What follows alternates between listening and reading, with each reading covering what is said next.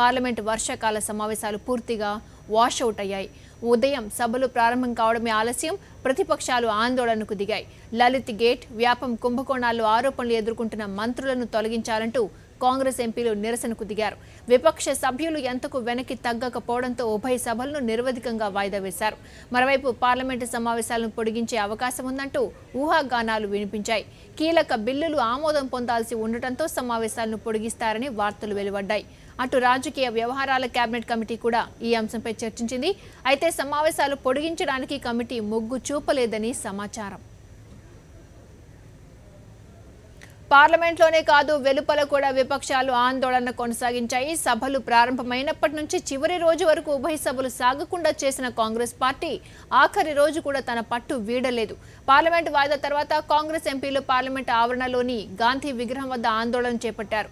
ఈ నిరసనకు తృణమూల్ కాంగ్రెస్ కూడా మద్దతు పలికింది. ఈ ధర్నాలో కాంగ్రెస్ ఉపాధ్యక్షుడు రాహుల్ గాంధీ కూడా పాల్గొన్నారు. పార్టీ ఎంపీలతో కలిసి ఆందోళన చేసిన రాహుల్ గాంధీ సర్కార్పై నిప్పులు చెరిగారు. ఎన్నికల సమయంలో ఇచ్చిన హామీలను నిలబెట్టుకోవడంలో ప్రభుత్వం ఘోరంగా విఫలమైందన్న రాహుల్ కళంకితులను కాపాడుతున్నారని మండిపడ్డారు.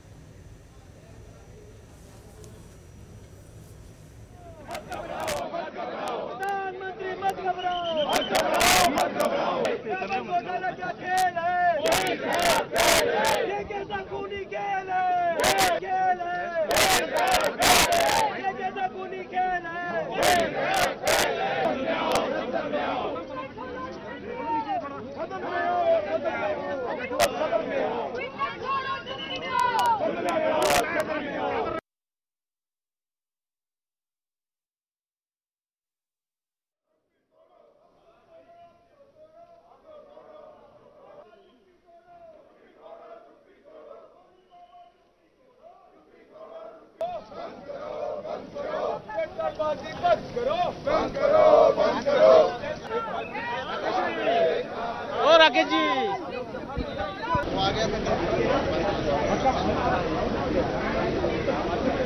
क्या हुआ जीरो टॉलरेंस का क्या हुआ भ्रष्टाचार मत घबराओ प्रधानमंत्री मत घबराओ